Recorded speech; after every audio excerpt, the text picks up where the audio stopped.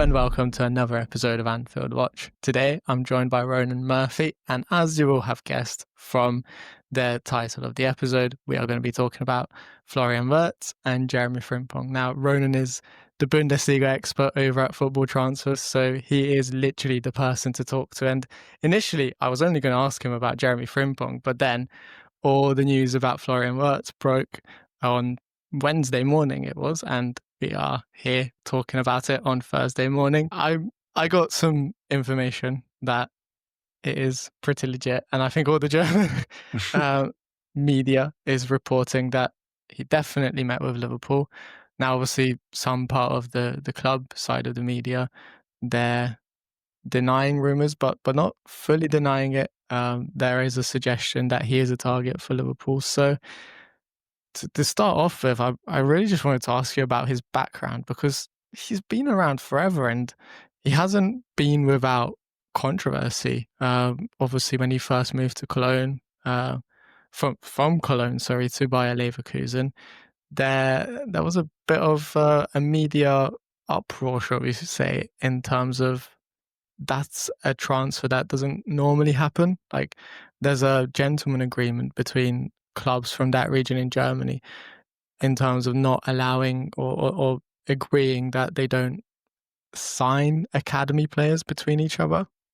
Yeah, it's more or less that the players that are from your area are your players until they become senior players. That's kind of the way it is. That the German academy is so kind of focused on bringing through the best young products and best young prospects from the area, that if you're in the academy at your club, unless of course you're released or the club are kind of finished with you for some reason, or maybe there's disciplinary reasons, it's the case that you would stay at that club and be nurtured and grow at that club until you become a senior player. And at that stage, then at least the club can benefit financially when you leave for a different club. I know that's a big topic at the moment about leaving for a different club and benefiting financially. But yeah, when Leverkusen came in for Wirtz when he was young, and they did similar for Havertz, it was a case that they were kind of getting the best young talent in the area out, maybe somewhat outside their scope. When they came in for Wirtz, there was a bit of an issue there because he was a Cologne kid. He had been at the Cologne Academy, but himself and his family saw that Bayer Leverkusen would be the best place for him to grow, and that's evidence in the fact that he's done so well there, but also in the fact that if you look at the league standings and where the teams are, they're miles apart, their divisions apart at the moment. So Cologne would not have been the best place for his development, for his growth. Because Bayer Leverkusen are a team that they don't get relegated. Cologne get relegated, obviously, but Leverkusen, because of the way that they're financially set up, they have funds that the teams in the bottom half of the Bundesliga can't kind of access because of the 50+1 rule, and Leverkusen get around that. So Leverkusen was the best place for Florian Wirtz to develop. His family thought that. He thought that. That's why he moved. But of course, you're going to annoy a lot of people at Cologne FC or FC Cologne because they saw him as the talent that he was. They knew the kind of talent he was, and Leverkusen saw the talent he was too, and they were willing to annoy their local rivals, and that's the way it is. And if you look at Leverkusen as well, none of the players actually lived there. None of the staff lived there. It's just a factory town. There's not a lot to see tourist-wise. There's a big kind of cross that lights up in the night that advertises the local pharmaceutical suppliers Bayer. But yeah, apart from that, there's not a lot to do in Leverkusen. So like the CEO lives in Dusseldorf, the players live in Cologne. So yeah, this is a football club city. That's it. They've got the football club, they've got the pharmaceutical company, they've got nothing else, but they're going to get a lot of money for Florian Wirtz this summer. Yeah, and I think the loophole that Bayer Leverkusen used when they signed him is like, no, we're not signing him for the academy. He's coming in as a first team player, and that's why we're bringing him in. And I think that speaks volumes of his talent, even at that young age. I think he was 16 or 17 when he signed for Bayer Leverkusen, but already they were thinking of him as a first team player, and very quickly, they were right. He did go into the first team and break records in the Bundesliga. Yeah, at the time they saw him as the natural successor to Kai Havertz, who had been kind of their marquee youngster at the time. They knew he was going to make them a lot of money, and they saw Florian Wirtz coming through, and they thought that he could be as good.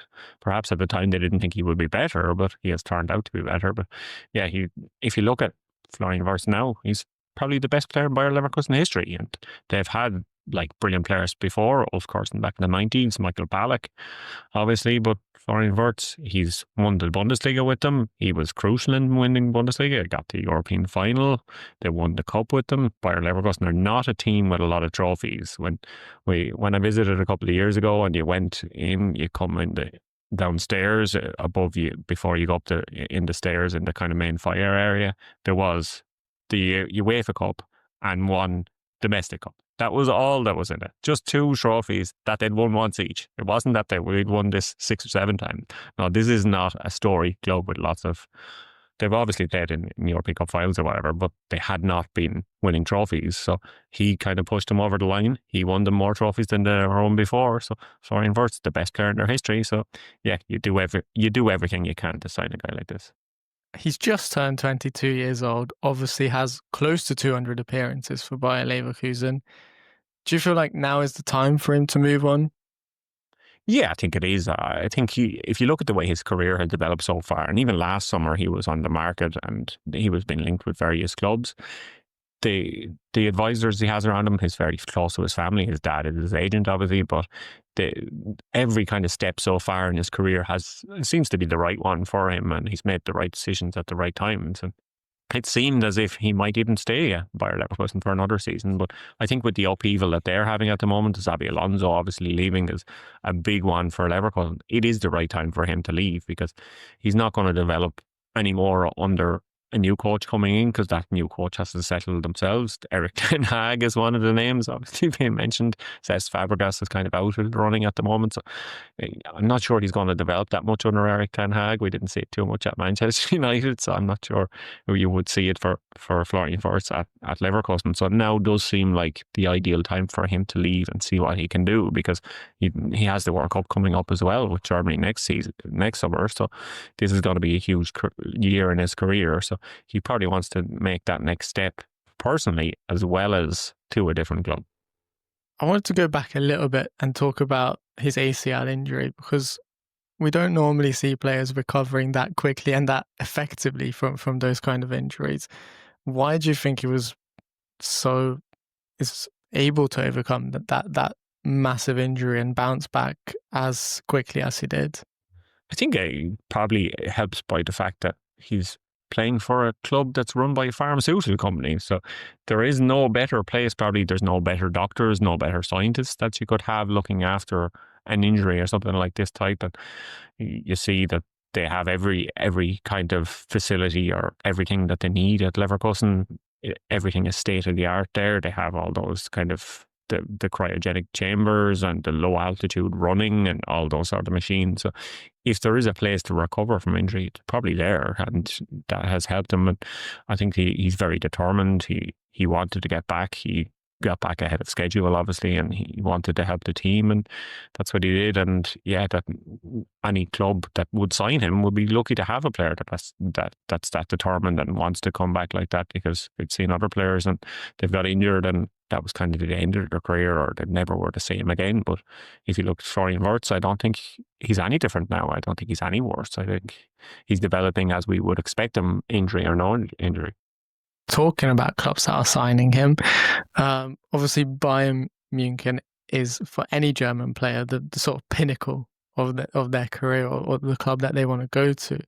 But I was just looking around in terms of the transfer history between Bayer Leverkusen and Bayern Munich, and hasn't been many recent ones. There was a big flurry of transfers when Bayer Leverkusen were at the sort of top of their game in the early 2000s and made the Champions League final.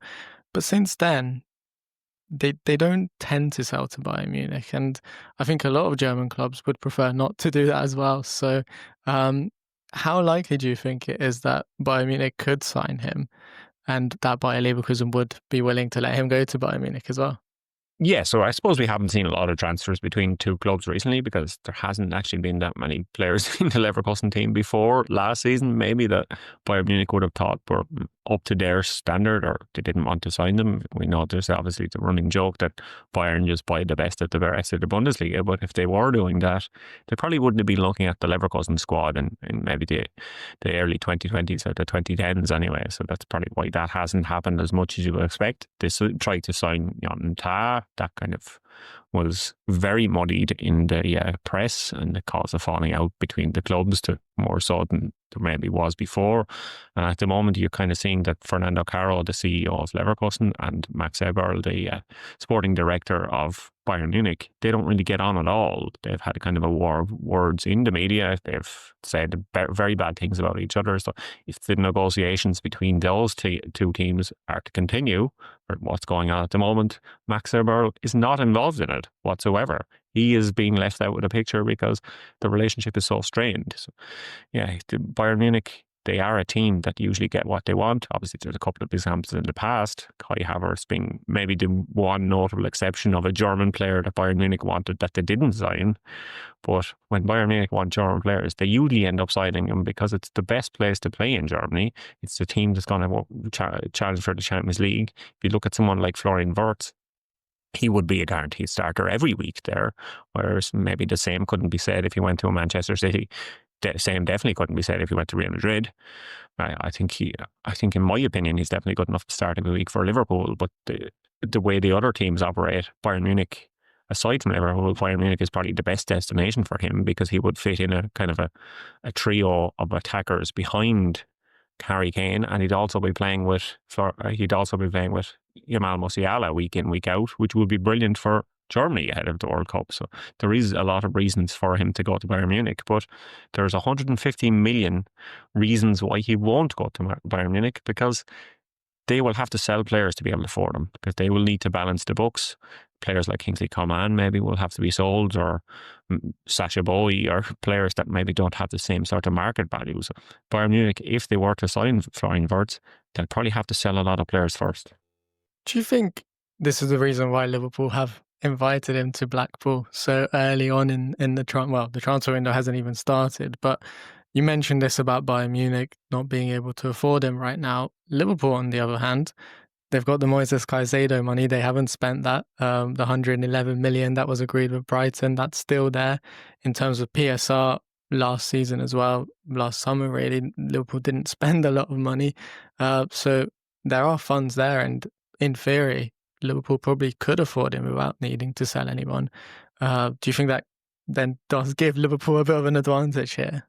I think it does, and Liverpool would probably have a lot more sellable assets at the moment that Bayern Munich have. Because if you look at some of the fringe players at Bayern Munich, maybe Ian Goretzka is another one that they could get off the books. None of them would have the same kind of market appeal as some of the younger players that Liverpool are able to sell.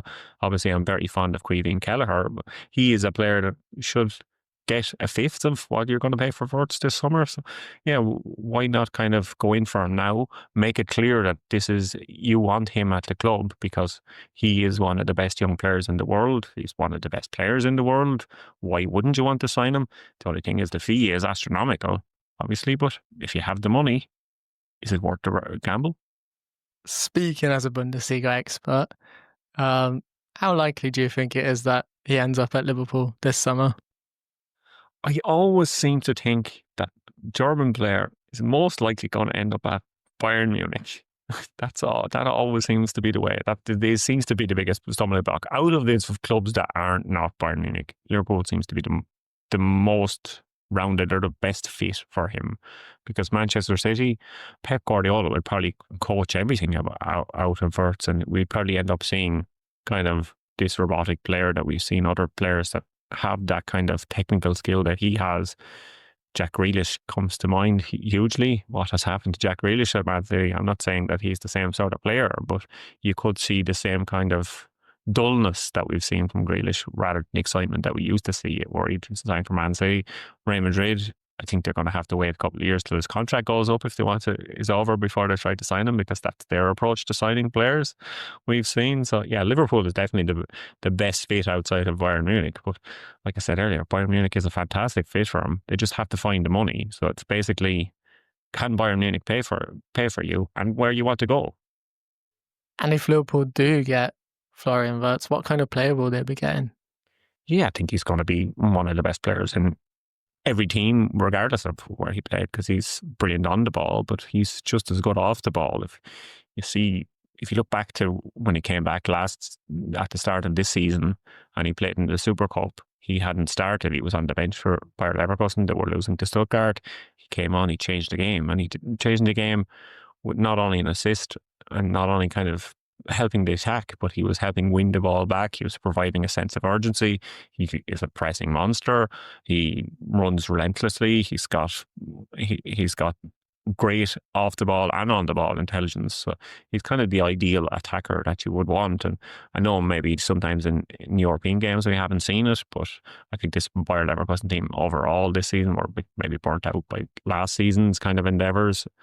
But he oftentimes has been kind of having to carry the load on his own shoulders because their strikers have underperformed. Boniface and Schick haven't been as good maybe. Well, Schick kind of is very streaky, and Boniface hasn't been as good as he was, and he was also involved in a horror crash. But yeah, Wirtz, a lot has been put on him, but he seems to rise to the occasion when he can. And this is a player that if Liverpool were to sign him, I think he would be kind of perfect in the Liverpool attack, and he would kind of give an extra dimension to them. He would be able to play between the lines and kind of get through defenders with his own skill and not just pace or playing out wide. I think that he could play through the middle even. So I think he would really benefit Liverpool and he'd really benefit the players around him.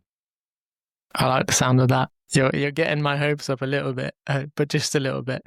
Obviously, the other Bayer Leverkusen player who is probably more likely to end up at Liverpool is Jeremie Frimpong. He's very much advancing when it comes to talks with the club, and it looks like things could get wrapped up pretty quickly at the time that we are speaking. But we all know in the day of transfers, or in this day and age, everything could change very quickly. But I wanted to get your initial opinion on Frimpong to Liverpool. Do you think this is a good deal?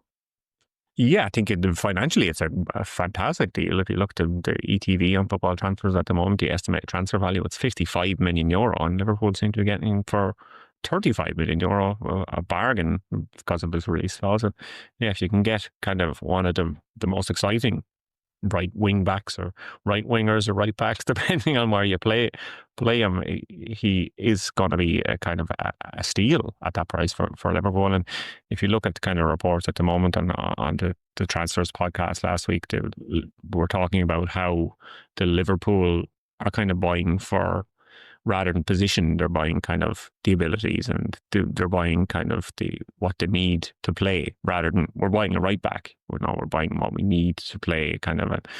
That's what Arne Slot wants, and I think that's what Frimpong will be able to bring to Liverpool. Instead of maybe a Trent Alexander-Arnold kind of spreading the play, they'll have a more direct player in Frimpong who will get down the wing, get into the box, score goals when needed, provide assists when needed. It will be kind of a more direct approach. He is a very vertical player, and that could even help Mo Salah, because Salah could then trust that Frimpong will play on his outside and get down the line, and Salah can come more central, maybe get more goals even than the incredible season he's already got this season. So yeah, Frimpong seems a perfect fit, and forget about the defensive worries that keep cropping up again when you talk about Frimpong. They were already there with Trent Alexander-Arnold, so don't worry about him. He's just got to get you goals and assists, and that's what win matches, not clean sheets. So our understanding is that he's going to play as a right back. Do you think he can do that in a back four? Because obviously you will have watched him before Xabi Alonso arrived at Bayer Leverkusen, and he was playing a bit more of a defensive role as far as I understand it. So I think a lot of people are looking at the last couple of seasons and judging him as a player, but in actual fact, like, he has played quite a lot of his career minutes as a right back. So do you think he would be capable of slotting into a back four, or will Slot have to adjust his system and change it for him, maybe bring in a more defensive-minded holding midfielder or even play a back three? I don't think that Liverpool will necessarily need to change for him because, like you said, he's played many games at right back before, and at the right wing back kind of approach that he's playing with Leverkusen, he's obviously very much more attacking than defensive, but he hasn't ignored the defensive part of the game. He was very busy throughout. He covers so much ground. He's because of how deep he plays or how high up he plays, sometimes he leaves himself exposed and then he has to work harder to get back to those positions. But if you're not playing as high up regularly, you won't be as exposed as much. And if you look at what he's been doing off the pitch in training as well, he's been looking to get extra defensive sessions with the coaches. He's been trying to work on that outside of his game. So it is something that maybe he's aware of his own flaws or how he could improve there himself. So it is something that he's working on, and that's what you want from your players, the ones that kind of are aware that this is where I need to improve, and that would be perfect for Slot because he is kind of that mindset himself. So I think he would play very well in the back four for Liverpool, especially with the centre-backs that Liverpool have alongside him that you could trust regardless of whether you've rolled too far forward or not. I think he'd be confident in that role and he's comfortable on the ball, and he does provide kind of a different attacking threat than maybe Trent Alexander-Arnold had provided in the past. In terms of sort of making the move to the Premier League, obviously he spent 9 years at Manchester City but never made an appearance, went to Celtic and then Bayer Leverkusen. So this would be his first time in the Premier League. Do you think that is something he's ready for as well, to make that step up from the Bundesliga? Yeah, I think so. I think if you look at maybe his performances in Europe with Bayer Leverkusen, he's shown that he can play against any teams from any league, and he's shown kind of the qualities he has there, and I think he will be able to show that why Man City were wrong in the first place. And we've seen obviously players go via the Celtic route and then to a different club in Liverpool, defenders succeed in the past, so maybe he can do the same. I like the sound of that. Now, lastly, I wanted to ask you, how close is he to Florian Wirtz? Could he be a sort of advantage for Liverpool almost? If Liverpool get this deal done, he could be sort of texting him like, come on, mate, let's link up, let's do the same thing at Liverpool that we did at Bayer Leverkusen. And how do they work together on the pitch as well?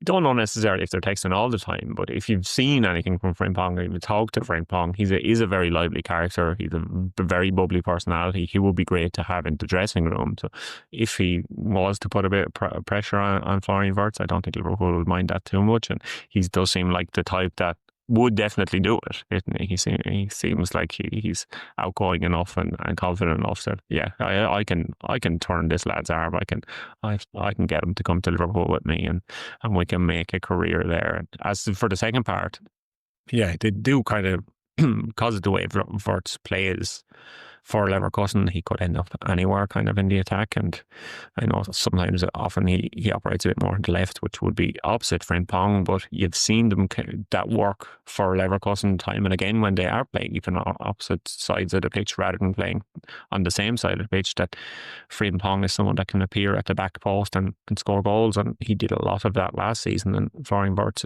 has been an assist machine as well as a goal machine for Leverkusen. So I think if they were to both play again for their next club, Liverpool FC, they would definitely link up very well again, but both will have no problem adjusting to playing with Liverpool and playing with the other 9 players on the pitch that they'll be playing with. I'm going to keep my fingers crossed. Ronan, thank you for your time. If the listeners want to find you, where can they find you? Yeah, I'm obviously at Football Transfers as well as at Swear I'm Not Paul on Twitter or X or whatever you want to call it, and at Ronan Murphy on Blue Sky, although I don't post too much there because everyone just agrees with me too much, and I prefer the abuse that you get on Twitter. do check Ronan out, especially for his Kevin Kelleher propaganda that he posts. Actually, I haven't seen you post that much Kevin Kelleher propaganda recently, but he used to post a lot. We're running out of time for the start Kelleher, you cowards comments, because he will be starting next season and he should be starting everywhere. What a goalkeeper. Yeah, absolutely. We're in agreement there. Ronan, thank you for your time, and thanks everyone for listening as well. As always, make sure if you enjoyed the video to give it a thumbs up and subscribe to the Anfield Watch YouTube channel. just a reminder, we're also on your podcast streaming platforms as well, on Spotify and Apple Podcasts and wherever else you listen to your podcasts. So do check us out over there as well.